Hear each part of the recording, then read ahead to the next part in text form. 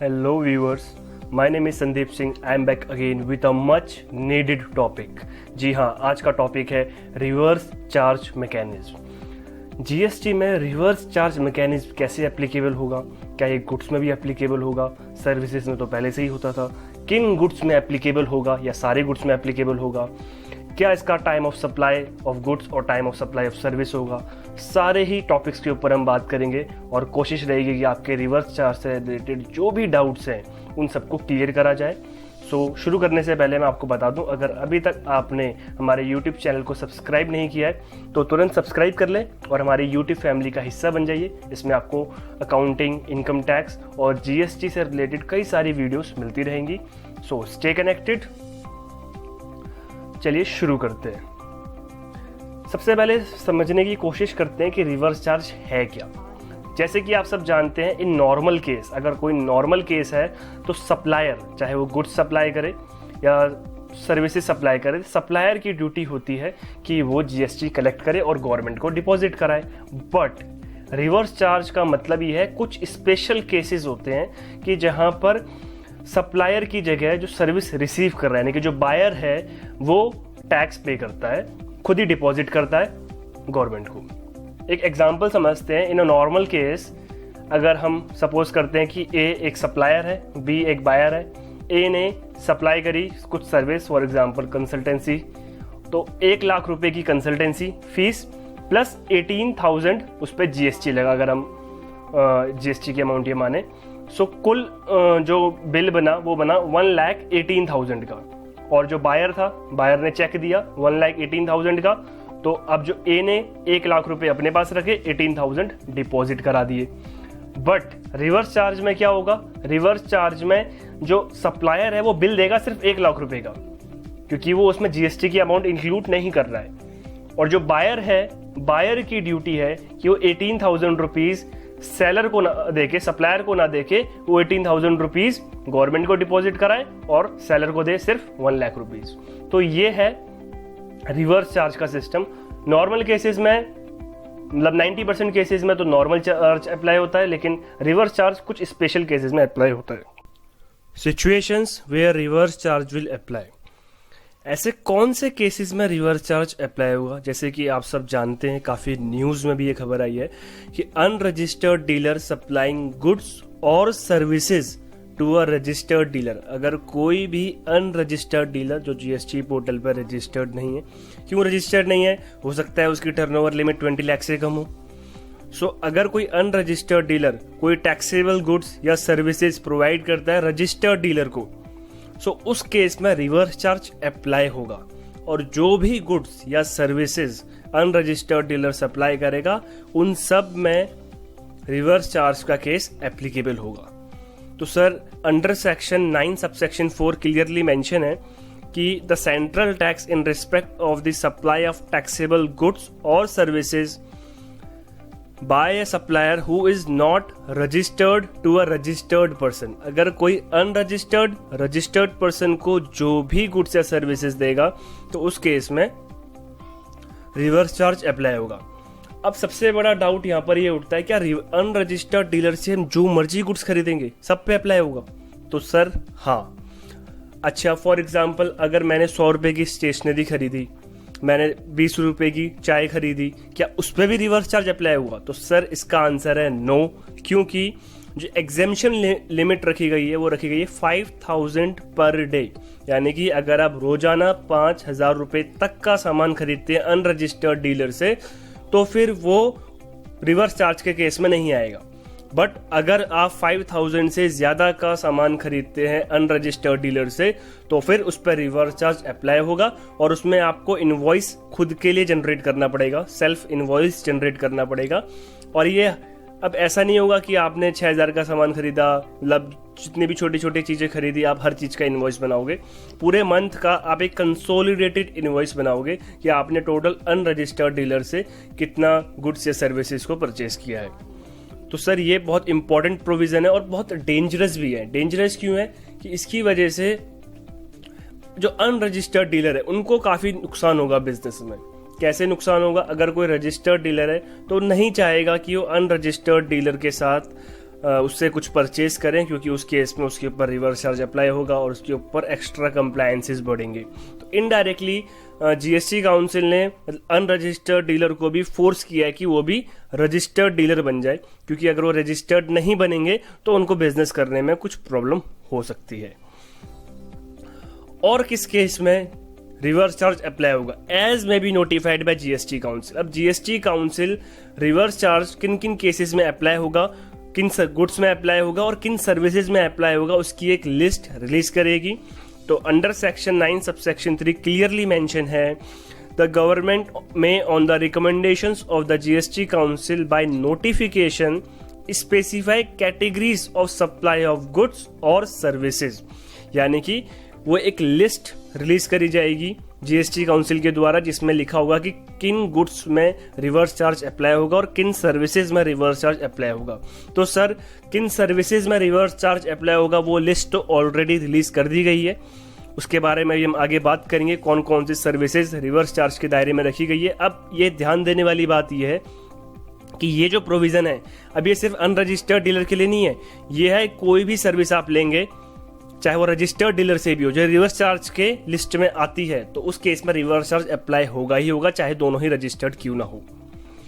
उसी तरीके से अभी किन गुड्स पे रिवर्स चार्ज अप्लाई होगा वो लिस्ट अभी रिलीज नहीं करी गई है जीएसटी काउंसिल के द्वारा। तो जैसे ही रिलीज करी जाएगी आप तक इन्फॉर्मेशन पहुंचा दी जाएगी। अगर आप चैनल को सब्सक्राइब कर लेते हैं और कमेंट बॉक्स में अपनी ईमेल आईडी जरूर लिख दीजिएगा और आप तक अपडेट जरूर पहुंचा दी जाएगी जैसे ही गुड्स की लिस्ट रिलीज होगी।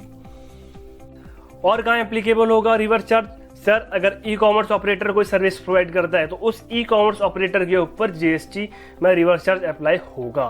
फॉर एग्जांपल हम ले लेते हैं, एक ई कॉमर्स ऑपरेटर है अर्बन क्लैप। आई होप इसका आपने नाम भी सुना हो। अर्बन क्लैप एक ऐसी ई कॉमर्स साइट है या इसकी एक एप्लीकेशन भी है जिसके अंदर अगर आपको कोई ट्यूशन टीचर की ज़रूरत है, कोई प्लम्बर की ज़रूरत है, कोई इलेक्ट्रीशियन की ज़रूरत है, कोई ब्यूटिशियन की ज़रूरत है या कोई चार्टर्ड अकाउंटेंट की ज़रूरत है, तो वो सब यहाँ पर रजिस्टर्ड होते हैं।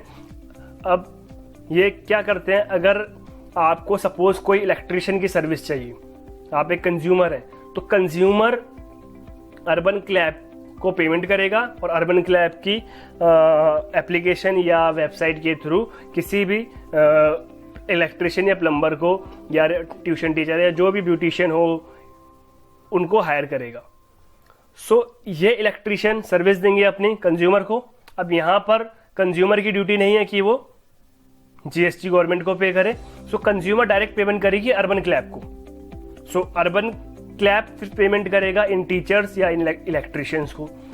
सो जब अर्बन क्लैप इन इलेक्ट्रिशियंस या इन टीचर्स ब्यूटिशियंस को पेमेंट करेगा तो इन टीचर्स और इलेक्ट्रिशियंस की ड्यूटी नहीं है कि वो गवर्नमेंट को जीएसटी डिपॉजिट करें। सो यहाँ पर जो लायबिलिटी बनती है जीएसटी पे करने की, जो रिवर्स चार्ज एप्लीकेबल होगा वो अर्बन क्लैप के ऊपर होगा, यानी कि अर्बन क्लैप को पेमेंट करनी पड़ेगी जीएसटी की अमाउंट गवर्नमेंट को। अर्बन क्लैप ये कंज्यूमर से वसूल करेगी। सो आई होप कि आपको ये सब पूरा मैकेनिज्म क्लियर होगा कि किस तरीके से ई कॉमर्स ऑपरेटर के ऊपर रिवर्स चार्ज एप्लीकेबल होगा। Time of supply for goods under reverse charge. अगर रिवर्स चार्ज के अंदर आप कोई गुड्स को सप्लाई करते हैं तो क्या टाइम ऑफ सप्लाई होगा, यानी कि किस डेट को आपके ऊपर रिवर्स चार्ज एप्लीकेबल होगा। Earliest of the following dates, जिस दिन आपने गुड्स रिसीव किए हैं, और द डेट ऑफ पेमेंट, जो पेमेंट की डेट है, और the date immediately after 30 days from the date of issue of invoice, यानी कि जिस दिन आपने इनवॉइस इशू किया है उसके 30 दिन बाद की डेट। तो इन तीनों में से जो सबसे अर्लियर होगा, आई रिपीट, कि goods receipt date, payment date और जब आपने इनवॉइस इशू किया है, जो सप्लायर ने इनवॉइस इशू किया है उसके 30 दिन बाद की डेट। तो इन तीनों में से जो अर्लियर होगा, जो पहले होगा, वो होगा टाइम ऑफ सप्लाई और उस डेट के ऊपर आप पे रिवर्स चार्ज एप्लीकेबल हो जाएगा। बट सपोज अगर ये पॉसिबल नहीं है, ए, बी या सी, जो भी हमने क्लॉज की बात करी अभी, गुड्स रिसीट, पेमेंट डेट और इनवॉइस के 30 दिन बाद की डेट, अगर इन तीनों में से कुछ के थ्रू आप कैलकुलेट नहीं कर सकते कि टाइम ऑफ सप्लाई क्या है, सपोज आपको नहीं पता डेट ऑफ पेमेंट क्या है, सपोज आपको नहीं पता गुड्स रिसीट डेट क्या है, सो टाइम ऑफ सप्लाई होगा the date of entry in the books of account of recipient. जो गुड्स रिसीव कर रहा है उसने जिस डेट को अपनी बुक में एंट्री करी है, अपने अकाउंट्स में एंट्री करी है, तो उस डेट को हम मान लेंगे रिवर्स चार्ज का टाइम ऑफ सप्लाई, यानी कि उस डेट के ऊपर रिवर्स चार्ज एप्लीकेबल हो जाएगा। और अगर आपको नहीं पता कि डेट ऑफ पेमेंट क्या है, तो sir date of payment shall be earlier of, यानी कि the date on which recipient entered the payment in books. अब पेमेंट अगर बैंक के थ्रू करी गई है तो जिस डेट के ऊपर आपका बैंक अकाउंट से अमाउंट डेबिट हो रही है, या जिस दिन आपने अपने बुक्स में एंट्री करी है पेमेंट की, तो इन दोनों में से जो पहले होगा वो होगी आपकी डेट ऑफ पेमेंट। अब हम एक एग्जांपल के जरूर समझने की कोशिश करते हैं। सपोज गुड्स रिसीव डेट, हमने गुड्स रिसीव किए हैं 15 अगस्त को, और या डेट ऑफ पेमेंट है वो है 15 सितंबर। डेट ऑफ पेमेंट होगी, अगर आपने बैंक के थ्रू पेमेंट करी है तो जिस डेट को आपके बैंक अकाउंट से अमाउंट डेबिट हुई है, या जिस डेट को आपने अपनी बुक्स ऑफ अकाउंट्स में एंट्री करी है पेमेंट की, उन दोनों में से जो अर्लियर होगा, जो पहले होगा। तो सपोज वो 15 सितंबर है और इनवॉइस इशू किया था लेट्स से 1 अगस्त को। इन तीनों में से पहले गुड्स रिसीव डेट 15 अगस्त, डेट ऑफ पेमेंट 15 सितंबर, और इनवॉइस की 30 दिन बाद की डेट 31 अगस्त। तो इन तीनों में से जो पहले 15 अगस्त, 15 सितंबर, 31 अगस्त, ऑब्वियसली 15 अगस्त इज अर्लियर, तो यानी कि जो गुड्स रिसीव डेट है यानी कि 15 अगस्त को हम मान लेंगे टाइम ऑफ सप्लाई, और इस डेट के ऊपर आपके ऊपर रिवर्स चार्ज के प्रोविजन एप्लीकेबल हो जाएंगे। लेकिन अगर किसी वजह से ये ABC क्लॉज के थ्रू आप टाइम ऑफ सप्लाई कैलकुलेट नहीं कर सकते, सपोज आपको नहीं पता गुड्स रिसीव डेट क्या है, तो सर जिस डेट के ऊपर आपने एंट्री करी होगी, यानी कि जो रिसीवर ने डेट अपनी बुक्स में जो एंट्री करी होगी गुड्स की, सपोज उसने अपनी बुक में एंट्री करी है कि उसको 18 अगस्त को गुड्स रिसीव हो गए, और उसको नहीं पता गुड्स रिसीव डेट क्या है, लेकिन उसने अपनी बुक में एंट्री करी है 18 अगस्त, तो इस केस में 18 अगस्त हो जाएगी आपकी time of supply. Time of supply for services under reverse charge. अब सर्विसेज के लिए क्या टाइम ऑफ सप्लाई होगी, उसका थोड़ा सा चेंज है। क्या चेंज है? Earliest of the following date, क्योंकि अब सर्विस की तो सर डेट ऑफ पेमेंट और the date 60 days after the date of issue of invoice, यानी कि जिस दिन आपने इनवॉइस इश्यू किया था उसके 60 डेज, ध्यान रहे कि गुड्स में था इनवॉइस इश्यू करने के 30 डेज के बाद की डेट, लेकिन सर्विसेज के केस में जिस दिन आपने इनवॉइस इश्यू किया उसके 60 डेज के बाद की डेट, इन दोनों में से जो पहले हो। बट अगर ए और बी के थ्रू कैलकुलेट करना पॉसिबल नहीं है कि क्या टाइम ऑफ सप्लाई है, तो the date of entry in the books of the receiver of service, जिसने सर्विस रिसीव की है, यानी कि जो बायर है एक तरीके से, उसने जिस डेट को अपनी बुक में एंट्री करी है, तो उस डेट को मान लेंगे हम time of supply. For clause A, date of payment क्या होगी सर? जैसे कि पहले हमने बात करी थी कि जिस डेट को रिसीवर ने अपनी बुक में एंट्री करी है, या जिस डेट को उसके बैंक अकाउंट से अमाउंट डेबिट होगी, इन दोनों में से जो अर्लियर हो, जो पहले हो, वो हो जाएगी डेट ऑफ पेमेंट। अब हम एक एग्जांपल लेते हैं। सपोज आपने डेट ऑफ पेमेंट है 15 अगस्त, यानी कि जो की होगी बैंक अकाउंट से जो अमाउंट डेबिट हुई है वो डेट, या जिस डेट को आपने अपनी बुक्स में एंट्री करी है पेमेंट की, उन दोनों में से जो पहले हो। और सपोज इनवॉइस की डेट है 1 अगस्त, तो इनवॉइस के 60 डेज बाद की डेट, तो इन दोनों में से पहले क्या, ऑब्वियसली 15 अगस्त, जो टाइम ऑफ सप्लाई हो जाएगी 15 अगस्त। बट सर अगर पॉसिबल नहीं है कि ए और बी के थ्रू, यानी कि आपको नहीं पता डेट ऑफ पेमेंट क्या है, कैलकुलेट करना पॉसिबल नहीं है, तो जिस डेट को आपने अपनी बुक में एंट्री करी है कि इस डेट को आपने सर्विस रिसीव करी, तो सर्विस रिसीव की डेट हो जाएगी टाइम ऑफ सप्लाई 18 अगस्त 2017। How to pay tax under reverse charge mechanism. Sir एक जो डाउट आपका मैं क्लियर करना चाहता हूं, अंडर सेक्शन 49 सबसेक्शन 4 जो इनपुट टैक्स क्रेडिट है, अगर आपके पास ऑलरेडी इनपुट टैक्स क्रेडिट का बैलेंस है, तो आप उसके पेमेंट उसको यूज कर सकते हैं अपना आउटपुट टैक्स पेमेंट करने के लिए। सपोज सर आपका इनपुट टैक्स क्रेडिट 5000 है और आपकी सपोज आउटपुट टैक्स लायबिलिटी बनती है 3000, तो उस 5000 में से आप 3000 की पेमेंट कर सकते हैं, यानी कि आपको आउटपुट टैक्स देने की जरूरत नहीं है गवर्नमेंट को, उससे आप सेट कर सकते हैं और आपकी लायबिलिटी, अब आपका इनपुट टैक्स क्रेडिट बचेगा सिर्फ 2000 रुपीज का। या सपोज आपका आउटपुट टैक्स है 7000 और आपके पास इनपुट टैक्स क्रेडिट बचा हुआ 5000 का, तो आपको क्या पेमेंट करनी होगी? सिर्फ 2000 की, क्योंकि 5000 तो आपके पहले से ही आईटीसी में सेव है, आपके पास पहले से ही क्रेडिट है उसका 5000 का, आपका आउटपुट टैक्स बनता है 7000, तो सपोज आपको पेमेंट करनी पड़ेगी सिर्फ 2000 की। बट सर ऐसा रिवर्स चार्ज के लिए एप्लीकेबल नहीं होगा। अगर आपके पास इनपुट टैक्स क्रेडिट 5000 का है और सपोज आपके रिवर्स चार्ज की लायबिलिटी बनती है 6000 की, सो आपको रिवर्स चार्ज 6000 का 6000 गवर्नमेंट को डिपॉजिट करना होगा। वो इनपुट टैक्स क्रेडिट को यूज नहीं कर सकते आप रिवर्स चार्ज की पेमेंट करने के लिए। तो एक इस पॉइंट को आप जरूर क्लियर कर लें। सेकंड सर, एक जो क्वेश्चन है कि in case of normal supply, अगर नॉर्मल सप्लाई जिस पर रिवर्स चार्ज एप्लीकेबल नहीं हो रहा है, अगर हम सप्लायर को पेमेंट नहीं करते हैं विद इन 180 डेज, यानी कि हम कहें एक तरीके से 6 महीने के अंदर, अगर विद इन 180 डेज अगर हमने सप्लायर को पेमेंट नहीं करी, तो अगर बायर ने सप्लायर को पेमेंट नहीं करी तो सप्लायर कैसे इनपुट टैक्स देगा, यानी कि कैसे गवर्नमेंट को जीएसटी देगा, यानी गवर्नमेंट के पास 180 डेज तक जीएसटी का टैक्स नहीं पहुंचेगा, इनपुट टैक्स नहीं पहुंचेगा। सो अगर आप 180 डेज के बाद सप्लायर को पेमेंट करते हैं तो फिर आप इनपुट टैक्स क्रेडिट अवेल नहीं कर सकते, यानी कि अगर आप किसी भी सप्लायर से डील करें सो आपको विद इन 180 डेज आपको पेमेंट करनी होगी अगर आप इनपुट टैक्स क्रेडिट क्लेम करना चाहते हैं, इनपुट टैक्स क्लेम करना चाहते हैं तो। बट सर क्या ये प्रोविजन रिवर्स चार्ज के केस में भी एप्लीकेबल होगा? तो इसका आंसर है सर नहीं। अगर आपने विद इन 180 डेज सप्लायर को सपोज पेमेंट नहीं करी, लेकिन आपने रिवर्स चार्ज आप पे कर चुके हो, तो गवर्नमेंट के पास तो टैक्स पहुंच चुका है 180 डेज से पहले, तो फिर आप इनपुट टैक्स का बेनिफिट ले सकते हैं, आप उसका क्रेडिट ले सकते हैं, चाहे भले ही आपने 180 डेज तक सप्लायर को पेमेंट करी या नहीं करी, उससे गवर्नमेंट को फर्क नहीं पड़ता, क्योंकि गवर्नमेंट के पास तो टैक्स की अमाउंट पहुंच चुकी है। सो आई होप ये डाउट भी आपका क्लियर होगा।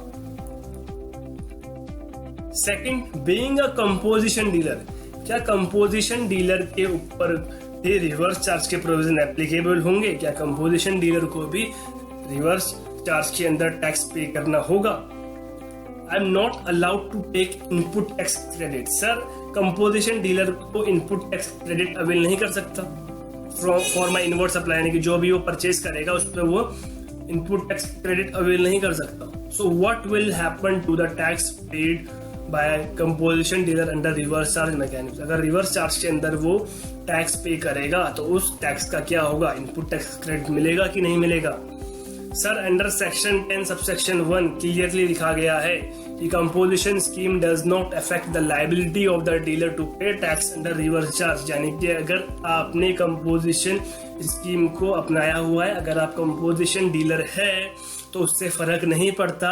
रिवर्स चार्ज के प्रोविजन जो बाकी डीलर्स के ऊपर एप्लीकेबल है वही आपके ऊपर भी एप्लीकेबल होंगे, और आपको रिवर्स चार्ज के अंदर जो टैक्स अमाउंट पे करनी पड़ेगी अपनी परचेज के ऊपर, वो जो नॉर्मल डीलर जो अमाउंट पे करता है उस रेट से पे करनी पड़ेगी। ये नहीं कि आपको कंपोजिशन के रेट से पे करनी पड़ेगी।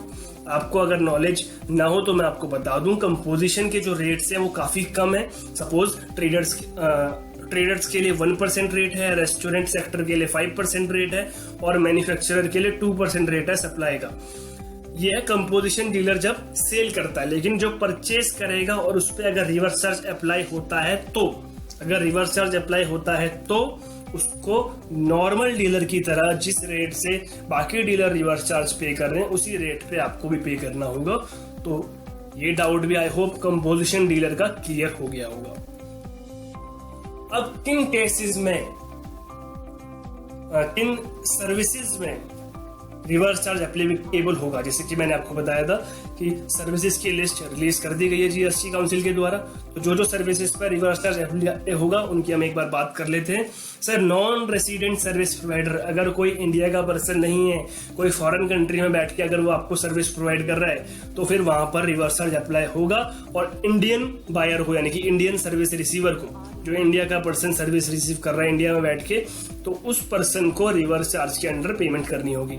फॉर एग्जाम्पल हम एक ले लेते हैं, सपोज आप हैं एक इंडियन कस्टमर और स्लोवेनिया एक कंट्री है यूरोप में, तो वहां पर एक सुपर स्पाइसी मीडिया नाम की ऑर्गेनाइजेशन है जो कि आपको सर्विस प्रोवाइड करती है सोशल मीडिया से रिलेटेड, मार्केटिंग कैसे करनी है सोशल मीडिया पे, किस तरीके से एड कैंपेन को चलाना है। और आप सपोज ऑनलाइन कोई सर्विस रिसीव करते हैं सुपर स्पाइसी मीडिया से, जो एक यूरोप की ऑर्गेनाइजेशन है, तो सर वो आपको सर्विस प्रोवाइड कर रही है, बट सर यहाँ पर जो जीएसटी में रिवर्स चार्ज की लायबिलिटी होगी वो होगी इंडियन कस्टमर सर्विस रिसीवर, जो इंडिया का पर्सन सर्विस रिसीव कर रहा है, तो उस पर्सन को जीएसटी के अंडर रिवर्स चार्ज देना होगा, क्योंकि जो फॉरेन सर्विस प्रोवाइडर है वो तो दूसरी कंट्री में है, वो इंडिया में रजिस्टर्ड नहीं है, तो वो इंडियन लॉज क्यों फॉलो करेगा, वो इंडिया की गवर्नमेंट को क्यों टैक्स देगा। तो इसीलिए ये इंडियन कंज्यूमर जो है उसकी लायबिलिटी बनती है कि वो रिवर्स चार्ज पे करे। इसी तरीके से गुड्स ट्रांसपोर्ट एजेंसी, जिनको हम शॉर्ट फॉर्म में जीटीए कहते हैं, अगर कोई goods transport agency service provide करती है, सपोज हमने किसी फैक्ट्री को, किसी कोऑपरेटिव सोसाइटी को, या किसी सोसाइटी को, या किसी भी बिजनेस एंटिटी को, तो वहां पर रिवर्स चार्ज के प्रोविजन एप्लीकेबल होते हैं। और गुड्स ट्रांसपोर्ट एजेंसी जिसको सर्विस प्रोवाइड कर रही है, तो उस सर्विस रिसीवर की ड्यूटी है कि वो गवर्नमेंट को टैक्स पे करे, और यहाँ पर जीएसटी में रिवर्स चार्ज के प्रोविजन एप्लीकेबल होंगे। Sir, legal service provided by an advocate या फर्म ऑफ एडवोकेट्स या आर्बिट्रल ट्रिब्यूनल। आर्बिट्रल ट्रिब्यूनल एक तरीके से ऑर्गेनाइजेशन होती है कि जो दो लोगों के बीच कोई डिस्प्यूट हो गया है तो उसको सॉल्व करती है। ये आर्बिट्रल ट्रिब्यूनल एक इंडिपेंडेंट ऑर्गेनाइजेशन होती है। ये इसकी जो आर्बिट्रल ट्रिब्यूनल का जो जजमेंट होता है वो पनिश करना नहीं होता है, और ये कोई कंपलसरी नहीं है कि आप उसको फॉलो करें। बेसिकली आर्बिट्रल ट्रिब्यूनल कॉम्प्रोमाइज कराती है। सो अगर आर्बिट्रल ट्रिब्यूनल से आपने कोई सर्विस ली है, या एडवोकेट या फर्म ऑफ एडवोकेट से, तो वहां पर भी रिवर्स चार्ज अप्लाई होगा। यानी कि अगर कोई एडवोकेट किसी भी बिजनेस एंटिटी को सर्विस प्रोवाइड करता है, तो वहां पर एडवोकेट जीएसटी नहीं पे करेगा। यानी कि रिवर्स चार्ज के अंदर वो बिजनेस एंटिटी की ड्यूटी है कि वो रिवर्स चार्ज के अंदर जीएसटी पे करे। सो ये भी आई होप क्लियर होगा। स्पॉन्सरशिप सर्विस, जैसे आपने कपिल शर्मा का शो देखा हो तो उसमें लावा स्पॉन्सर है, या यहाँ पर अगर आप एक पिक्चर देख रहे हैं, thank you to our title sponsor Kesar permanent. So ये जो स्पॉन्सर है, अगर वो स्पॉन्सरशिप सर्विस प्रोवाइड करते हैं किसी भी इवेंट के लिए या किसी भी शो के लिए, तो वहां पर भी रिवर्स चार्ज के प्रोविजन एप्लीकेबल होंगे, और जो सर्विस रिसीव कर रहा है उसकी ड्यूटी बनती है कि वो रिवर्स चार्ज के अंडर जीएसटी पे करे। Specified services provided by government और लोकल अथॉरिटी, किसी भी बिजनेस एंटिटी को कुछ स्पेसिफाइड सर्विस प्रोवाइड करती है, तो सर वहां पर भी रिवर्स चार्ज अप्लाई होगा, और वो बिजनेस एंटिटी की ड्यूटी है कि वो रिवर्स चार्ज पे करे गवर्नमेंट को। Services of a director to a company, अगर कोई डायरेक्टर्स, कंपनी में डायरेक्टर्स होते हैं जो कि कंपनी को रन करते हैं, share holders annual general meeting में डायरेक्टर्स को अपॉइंट करते हैं, और directors on the behalf of share holder company को रन करते हैं। सो डायरेक्टर्स कंपनी को सर्विस प्रोवाइड करेंगे, जो कि करते हैं, तो कंपनी की लायबिलिटी है कि वो रिवर्स चार्ज के अंडर जीएसटी पे करे। Services provided by insurance agent, sir insurance agent किसी इंश्योरेंस कंपनी को सर्विस प्रोवाइड करता है। यानी कि कोई भी इंश्योरेंस कंपनी का अगर आप एग्जांपल है, for example life insurance corporation LIC के कई सारे एजेंट्स होते हैं। सो वो एजेंट्स का काम होता है कि वो ज्यादा से ज्यादा लोगों का इंश्योरेंस करना। सो जब लाइफ इंश्योरेंस कॉर्पोरेशन पेमेंट करेगी एजेंट्स को, जो इंश्योरेंस एजेंट है, सो इंश्योरेंस एजेंट की ड्यूटी नहीं है कि वो जीएसटी पे करे, इंश्योरेंस कंपनी की ड्यूटी है कि वो रिवर्स चार्ज के अंदर जीएसटी पे करे। अगर कोई भी बैंक या फाइनेंशियल इंस्टीट्यूशन या non banking finance company loan provide करती है, तो अगर कोई जिसको लोन प्रोवाइड करा गया है, जैसे विजय माल्या साहब है, तो वो हो गए इंसॉल्वेंट, वो पेमेंट नहीं कर रहे बैंक को, तो बैंक अपॉइंट करती है रिकवरी एजेंट। यानी कि रिकवरी एजेंट की ड्यूटी होती है कि जो पर्सन इंसॉल्वेंट हो गया है उसकी एसेट्स को वैल्यू करें और ज़्यादा से ज़्यादा पेमेंट रिसीव करने की कोशिश करें, जितना भी बैंक का पेमेंट बनता है। सपोज इस केस में अगर कोई HDFC बैंक है, कोई भी अदर बैंक है, अगर वो हो गया है पर्सन इंसॉल्वेंट, तो बैंक अपॉइंट करेगी रिकवरी एजेंट और रिकवरी एजेंट अपनी सर्विस प्रोवाइड करेगा बैंक को। तो यहाँ पर सर्विस प्रोवाइडर बन गया रिकवरी एजेंट और सर्विस रिसीव कर रहा है बैंक। सर यहाँ पर रिकवरी एजेंट की ड्यूटी नहीं है कि वो GST पे करे, यहाँ बैंक की लायबिलिटी बन जाती है अंडर रिवर्स चार्ज मैकेनिज्म कि वो GST पे करे गवर्नमेंट को। Transportation services on import. Sir अगर आप कुछ इंपोर्ट करते हैं, फॉर एग्जांपल आपने फॉरेन से कुछ शिप के थ्रू कुछ अपना गुड्स को इंपोर्ट किया, जब भी आपने गुड्स इंपोर्ट किए तो जो ट्रांसपोर्टेशन सर्विस प्रोवाइड करेगी वो शिप तो थी फॉरेन कंट्री की, यानी कि फॉरेन कंट्री में कोई सर्विस प्रोवाइडर था जिसने आपको ट्रांसपोर्टेशन सर्विस प्रोवाइड करी। अब यहाँ पर ड्यूटी बनती है इंपोर्टर की कि वो रिवर्स चार्ज के अंदर GST पे करे। Permitting use of copyright. Sir copyright का मतलब ये होता है कि अगर आपने सपोज कोई बुक लिखी है, आपके पास उसका कॉपीराइट है। अगर आपने कोई म्यूजिक कंपोज किया है, कोई लिरिक्स आपके हैं, तो वो आपके ऊपर उसका कॉपीराइट है। अगर आपने कोई मूवी बनाई है, कोई फिल्म बनाई है, तो फिल्म का जो नेम है, जो फिल्म की स्टोरी है, वो उसके ऊपर आपका कॉपीराइट है। कॉपीराइट के लिए आपको अप्लाई करना पड़ता है अंडर कॉपीराइट एक्ट 1957।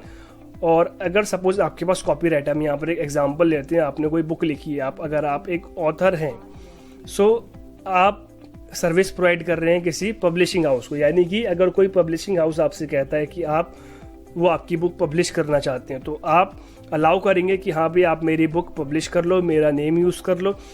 आप प्रोवाइड कर रहे हैं सर्विस और सर्विस रिसीव कर रहा है पब्लिशिंग हाउस। यहाँ पर जो लायबिलिटी होगी रिवर्स चार्ज के अंदर वो होगी पब्लिशिंग हाउस की कि वो GST पे करे। अगर कोई टैक्सी ड्राइवर अपनी सर्विस देता है ओला को या उबर को या ऐसी कोई भी ऑर्गेनाइजेशन को जो ई-कॉमर्स प्लेटफॉर्म पे ऑपरेट करती है, तो सर यहाँ पर ओला पेमेंट करेगी टैक्सी ड्राइवर को। यहाँ पर सर्विस प्रोवाइडर हो गया टैक्सी ड्राइवर और सर्विस रिसीव कर रहा है ओला। लेकिन यहाँ पर टैक्सी ड्राइवर की ड्यूटी नहीं है कि वो GST पे करे, क्योंकि अब एक टैक्सी ड्राइवर जो छोटा सा काम कर रहा है, ड्राइविंग कर रहा है, अब वो GST में रजिस्टर तो नहीं कराएगा अपने आप को GST पे करने के लिए। तो यहाँ पर जो लायबिलिटी फिक्स करी गई है वो ओला की करी गई है, यानी कि उबर ऐसी कोई भी ऑर्गेनाइजेशन। जो भी ऑर्गेनाइजेशन ई-कॉमर्स प्लेटफॉर्म के थ्रू टैक्सी सर्विस प्रोवाइड कर रही है, तो उस ओला की ड्यूटी बनती है कि जब वो पेमेंट करेगी टैक्सी ड्राइवर को, तो रिवर्स चार्ज पे करे गवर्नमेंट को। आई होप ये भी आपको क्लियर होगा। ऐसी हमने कुल 12 सर्विसेज की बात करी हैं कि जो रिवर्स चार्ज के अंदर आती हैं। अगर आपके पास कोई व्यूज़ हैं, कोई आपके सजेशन से आप चाहते हैं किसी और टॉपिक के ऊपर मैं वीडियो बनाऊं या आपकी कोई क्वेरीज हैं, तो ज़रूर कमेंट बॉक्स में लिखें और मेरी कोशिश रहेगी कि आपको कमेंट में उसका रिप्लाई आए, या अगर नेक्स्ट वीडियो में आपकी प्रॉब्लम को ज़रूर एड्रेस करा जाए। अगर आपको वीडियो पसंद आई हो तो गिव अ थम्स अप, इसको अप्लाई कर सकते हैं और शेयर भी कर सकते हैं अगर आपको लगता है कि किसी और का भी बेनिफिट हो सकता है। Thanks for watching this video. Good bye.